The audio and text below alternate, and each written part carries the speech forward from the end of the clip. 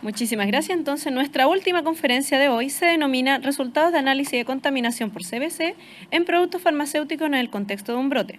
Su expositora es Cecilia Vázquez, profesional analista de la sección de microbiología farmacéutica del Laboratorio Nacional de Control del Instituto de Salud Pública. Químico farmacéutico de la Pontificia Universidad Católica de Chile, diplomada en métodos estadísticos para la investigación en ciencias biológicas de la salud, dictado por el INTA de la Universidad de Chile. Profesional con experiencia en análisis de potencia microbiológica de antibióticos, ensayo de recuentos microbianos, ensayo de ausencia de patógenos específicos y ensayo de esterilidad en productos farmacéuticos, siendo estos últimos de especial relevancia con el contexto actual del brote multicéntrico por el complejo Burkholderia cepacia. Se ha desempeñado como inspectora de toma de muestras para el programa de control de serie del Subdepartamento del Laboratorio Nacional de Control de ANAMED del Instituto de Salud Pública. Dejo con ustedes a Cecilia Vázquez.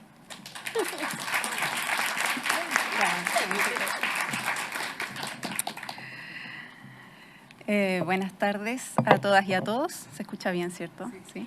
Gracias. A continuación daré inicio a esta presentación titulada Resultados del análisis de contaminación por el complejo Burkholderia cepacia en productos farmacéuticos en el contexto de un brote. Primeramente, ¿qué es el complejo Burkholderia cepacia? Bueno, como ya adelantaron en la presentación anterior, se trata de un grupo de más de 20 bacterias gram negativas relacionadas filogenéticamente, cuyos genomas complejos les confieren una plasticidad genotípica y fenotípica, gracias a la cual pueden desplegar una diversidad de recursos metabólicos y pudiendo así soportar estrés ambiental. Y siendo así capaces incluso de sobrevivir en ambientes de producción farmacéutica, por ejemplo. En la naturaleza, estas especies habitan en el suelo, el agua, la rizósfera y en algunos productos agrícolas. Relacionada a las consultas anteriores, ¿cómo es que se puede producir la contaminación por estos agentes en el ámbito de producción farmacéutica? Pues bien, la ruta más probable de acceso serían los suministros de agua que abastecen a las plantas productoras. Y dado que este complejo es un patógeno oportunista, los productos contaminados afectarían principalmente a pacientes con fibrosis quística, con enfermedad granulomatosa crónica, pacientes inmunosuprimidos, pacientes pediátricos y geriátricos y aquellos que por estar conectados a algún tipo de dispositivo médico están más propensos al desarrollo de un cuadro infeccioso. Una característica importante que comparten las especies de este complejo es que son capaces de degradar compuestos orgánicos complejos y utilizarlos como fuente de carbono y energía. Esto les permite crecer y proliferar en diversos ambientes, como por ejemplo formulaciones farmacéuticas y cosméticas. Y esto trae como consecuencia que pueden afectar las características organolépticas de estas formulaciones y también la estabilidad. Pero incluso cabe la posibilidad de que ciertos principios activos del tipo compuestos aromáticos pudieran ser degradados en cierto nivel y eso además afectaría la potencia y la efectividad terapéutica de estas formulaciones. Entonces, un aspecto preocupante relativo a la contaminación por estos agentes es que son capaces de mantener su viabilidad e incluso proliferar en presencia de antisépticos y desinfectantes, mostrando una baja susceptibilidad ante compuestos como clorhexidina, povidona, cloruro de benzalconio, entre otros.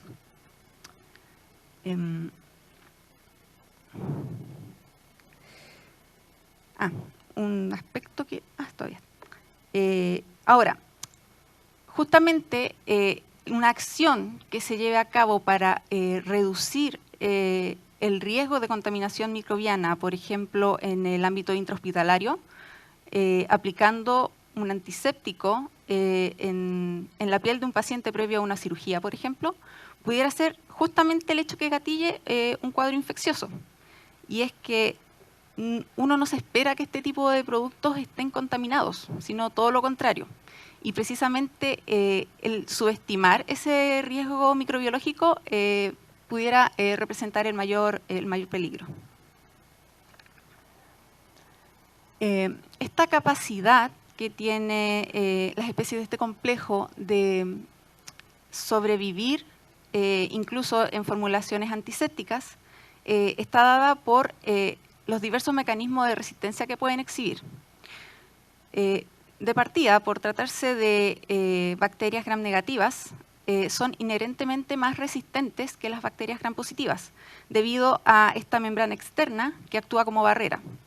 Y la presencia, además de lipopolisacáridos en esta membrana, que están altamente cargados, también previenen la difusión de algunos antimicrobianos hidrofóbicos. Otro mecanismo lo constituyen las bombas de expulsión o de flujo, principalmente las bombas multidrogas, que son proteínas transportadoras de membrana que actúan expulsando sustratos que son estructuralmente diversos.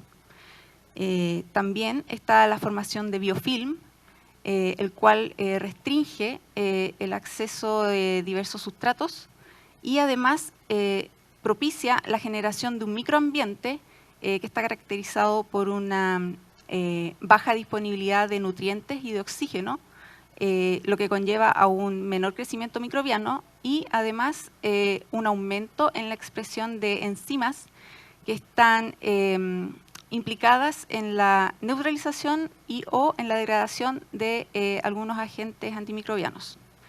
Entonces todo este conjunto finalmente conlleva a que estas bacterias presenten una baja susceptibilidad a estos agentes antimicrobianos.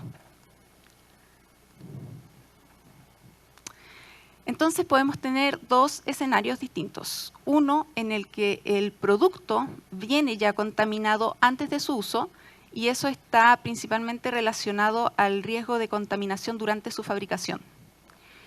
Y por otro lado está la situación en la que el producto se contamina durante su uso. Y esto depende mayormente de qué tan correcta sea la manipulación del personal que está aplicando este tipo de productos. Entonces, a través de los años, se han publicado diversos estudios en la literatura especializada relacionados a este complejo que han tenido como propósito el indagar cuáles serían las principales fuentes de contaminación y además también de identificar cuáles serían las implicancias para los centros de salud involucrados en los brotes. Y lo que se ha visto mayormente es que cuando se ha logrado detectar alguna de las especies de este complejo en muestras clínicas, el origen ha sido principalmente el uso de productos contaminados, tanto farmacéuticos como también productos cosméticos o destinados a la higiene personal.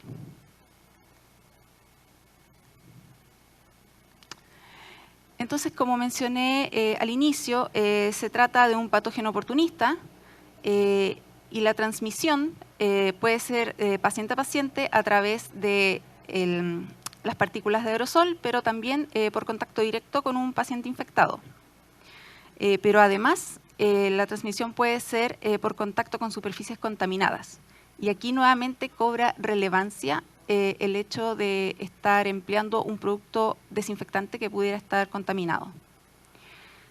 En los pacientes con fibrosis quística, debido a la producción de secreciones mucosas anormalmente espesas, se propicia la formación de un microambiente en el cual estos productos se promueve la colonización por este tipo de agentes y además también por otros patógenos. Y en estudios donde se ha podido analizar cultivos de pacientes con fibrosis quística, se ha visto que estos microorganismos desarrollan ventajas adaptativas y evolutivas que les permiten resistir a los agentes antimicrobianos que mayormente se utilizan. Otro aspecto relacionado tiene que ver con que si bien la proporción de pacientes que pueden ser colonizados por especies de este complejo no es necesariamente mayor que la proporción de pacientes infectados con otro tipo de patógenos, el tema es que el resultado clínico en estos pacientes es menos predecible, pudiendo ir desde una colonización o infección sin compromiso pulmonar, pero también pudiera ocurrir una insuficiencia respiratoria aguda junto con una neumonía fulminante y septicemia, e incluso gatillar el deceso del paciente. Y es lo que se conoce como el síndrome cepacia. Ahora voy a hablar un poco del rol que jugó la sección microbiología farmacéutica en el desarrollo de este brote. Primeramente, indicar que los departamentos involucrados fueron el departamento de ANAMED y el departamento de Laboratorio Biomédico Nacional y de Referencia. Por parte de ANAMED, los subdepartamentos involucrados fueron el de inspecciones, que vimos en la presentación anterior, y el subdepartamento del Laboratorio Nacional de Control, el cual está conformado por 3 secciones, una de ellas, la sección de microbiología farmacéutica, encargada de realizar los análisis microbiológicos a los distintos productos farmacéuticos y también cosméticos. Esta sección se compone de una jefatura, 5 analistas y una auxiliar de laboratorio. Y cuando se ha detectado crecimiento en las muestras analizadas, crecimiento microbiano, se han derivado estos resultados positivos al subdepartamento de enfermedades infecciosas, particularmente a la sección bacteriología, que se encarga de realizar los análisis de identificación. Entre las actividades que desarrolla el Laboratorio Nacional de Control, en su calidad de laboratorio oficial de control de medicamentos en nuestro país, está la de indagar aquellos hallazgos que estén relacionados con la calidad de los productos farmacéuticos, que pudieran estar asociados a un problema de salud pública, como por ejemplo un brote infeccioso debido a productos contaminados. En este contexto, las muestras que ingresan a nuestro subdepartamento son analizadas en el marco del programa de indagación. Y este esquema representa el procesamiento de la muestra desde que nosotros la recibimos en el subdepartamento hasta pasando por su análisis, hasta que finalmente se eliminan los remanentes y otros desechos que se generen durante los análisis. Cada etapa de este proceso está asociado a un procedimiento que está debidamente documentado en nuestro sistema de calidad y queda trazabilidad de todos los datos asociados a cada etapa. En cuanto a los métodos de ensayo que realizamos en la sección de microbiología farmacéutica, estos fueron de acuerdo al tipo de producto de que se trataba. Para productos estériles, que contemplan principalmente soluciones inyectables, soluciones acuosas, pero también polvos liofilizados para ser reconstituidos y posteriormente inyectados, y también incluso algunos líquidos oleosos tópicos. Todos ellos se analizaron aplicando el ensayo de esterilidad por filtración de membrana, basado en el capítulo 71 de la farmacopea norteamericana. En el caso de productos no estériles, principalmente soluciones antisépticas con clorhexidina y sin clorhexidina, también dispositivos médicos de tipo gasas impregnadas en estas soluciones antisépticas o esponjas, todas ellas fueron analizados siguiendo el ensayo de ausencia de Burkholderia cepacia, basado en los capítulos 60 y 62 de la misma farmacopea. El procesamiento de la muestra consta primero de una etapa preanalítica en la cual se tiene que lavar y esterilizar todo el material que se va a utilizar. También se deben solicitar la preparación de los medios de cultivo y una vez que recibimos estos medios realizamos controles consistentes en la promoción de crecimiento empleando cepas de referencia y controles de esterilidad. Y en el caso específico del ensayo de esterilidad, este debe realizarse en un área específica, en un área particular, con recambios de aire, filtros EPA, área donde hay un gabinete de de bioseguridad y debe ser primero sometido al proceso de limpieza terminal y posterior a esto un monitoreo ambiental, todo ello antes de poder ingresar y realizar los ensayos. La etapa siguiente es la etapa analítica en nuestro subdepartamento, en nuestra sección. Se realizan los dos ensayos que mencioné anteriormente y en el caso de detectar crecimiento en alguno de los medios de cultivo involucrados, se debe realizar un aislamiento en un medio de cultivo sólido adecuado. Nosotros empleamos mayormente agar, soya, sangre. Y luego, como dije, esta placa se envía para ser analizada por la sección de bacteriología en el subdepartamento de enfermedades infecciosas, donde realizan identificación por espectrometría de masas, empleando el equipo Malditov. Y en los casos que amerite, cuando se identifique una especie del complejo Burkholderia cepacia, se realiza un estudio de clonalidad por electroforesis de campo pulsado. Un poco más en detalle, el ensayo de esterilidad, este consiste en filtrar principalmente las soluciones acuosas a través de un filtro de membrana, con el fin de que los agentes microbianos que pudieran estar presentes queden retenidos en esta membrana y posteriormente estas se incuban en caldos, medios de cultivo líquido, perdón. El procedimiento está basado en el capítulo farmacopeico, de acuerdo al cual el tiempo de incubación de las muestras es de 14 días.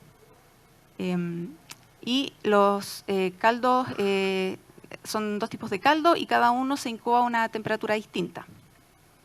Además, se realizan controles en proceso que permiten a nosotros validar los resultados que obtenemos y se realiza un seguimiento diario de cada uno de los caldos que se incuban, consistente en la inspección visual en búsqueda de turbidez, que sería un indicativo de desarrollo microbiano. En el caso de que esta turbidez sea muy leve y no pudiera atribuirse inequívocamente a desarrollo microbiano, se realiza un traspaso desde este caldo a uno nuevo y se incuba por otros 4 días. Entonces, en promedio tenemos por lo menos 14 días para la realización de este ensayo y dependiendo de cuál sea el resultado, de si hay o no crecimiento, corresponderán otros 2 y 4 días de estudio. Por su parte, el ensayo de ausencia del complejo Burkholderia cepacia se realizó siguiendo una de dos modalidades.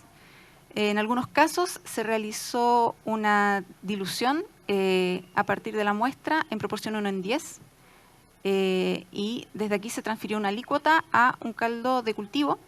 O la otra modalidad consistió en que se filtró la muestra empleando los mismos parámetros del ensayo de esterilidad, pero no en la misma área.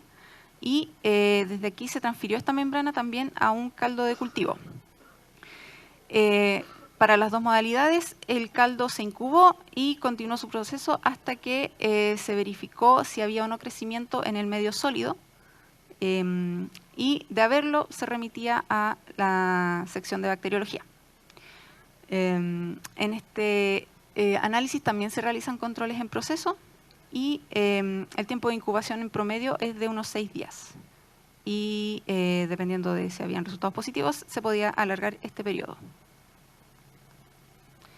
En cuanto a los resultados que pudimos obtener a lo largo de este periodo, indicar primero que Las muestras comenzaron a llegar en octubre, como mencionó anteriormente Cristian, en octubre de 2021, y la fecha de corte que establecí fue el 10 de abril de este año. En ese periodo ingresaron 925 muestras, las cuales se concentraron en el año 2022, y hasta esa fecha de corte se habían analizado más del 80%. Respecto a la distribución de las muestras ingresadas por tipo de producto y por titular, podemos ver ahí la amplia variedad de productos que recibimos, tanto antisépticos como materias primas, incluso dispositivos médicos, desinfectantes también y productos estériles. Al evaluar respecto del tipo de producto, fue más o menos equitativo entre productos estériles y no estériles. Y lo que se ve es que los productos se concentran principalmente en dos titulares.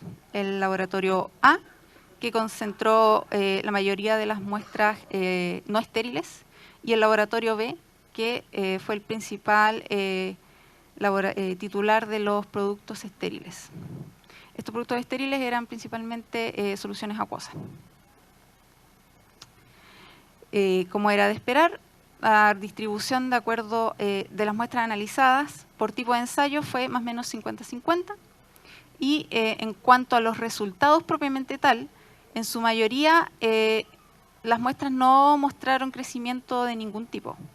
Sin embargo, hay una cantidad menor pero preocupante de muestras que debían cumplir requisitos de esterilidad, pero que mostraron crecimiento microbiano.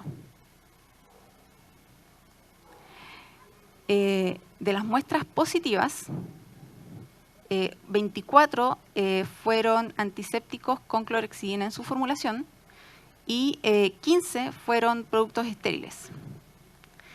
De los antisépticos con clorhexidina, 5 muestras fueron positivas a Burkholderia lata. Todos estos eran jabones de clorhexidina del mismo registro sanitario y en ellas se aisló el clon 8. Por su parte, 4 de las muestras que dieron positivo fueron a Burkholderia contaminans entre los productos estériles. Y aquí todas ellas soluciones acuosas inyectables.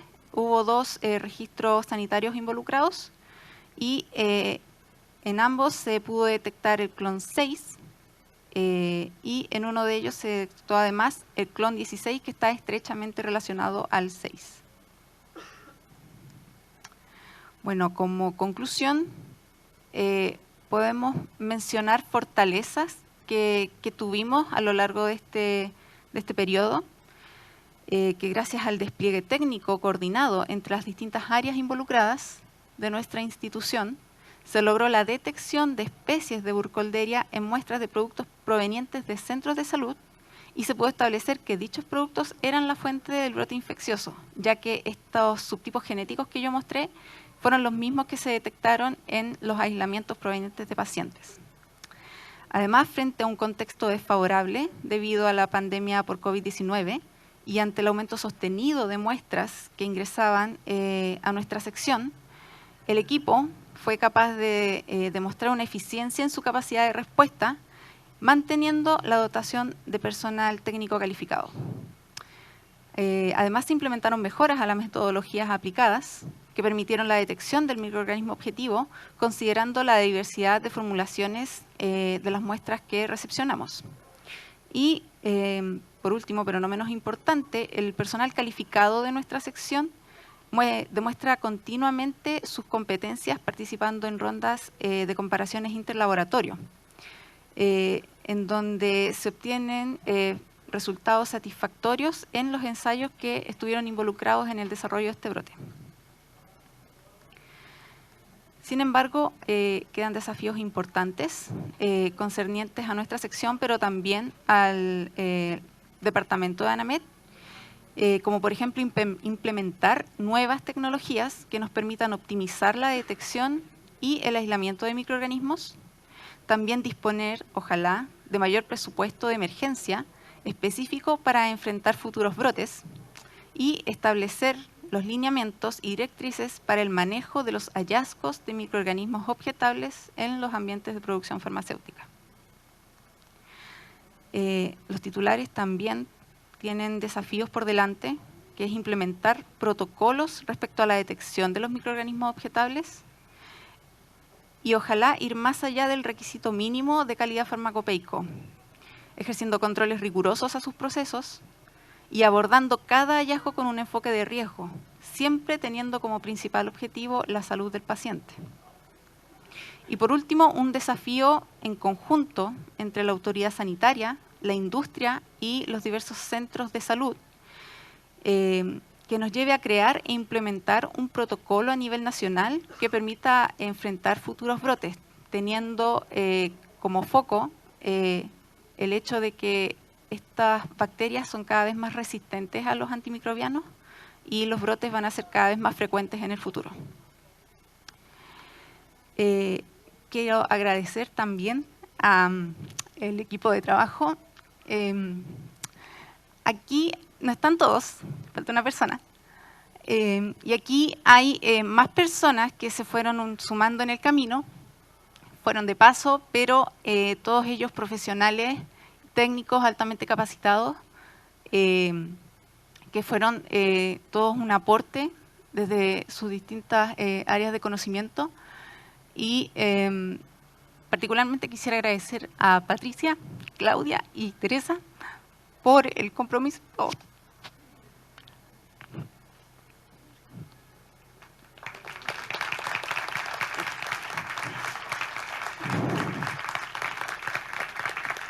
Porque en el momento más complejo no bajaron los brazos, siempre pensando en el compromiso con la salud pública. Disculpen, muchas gracias.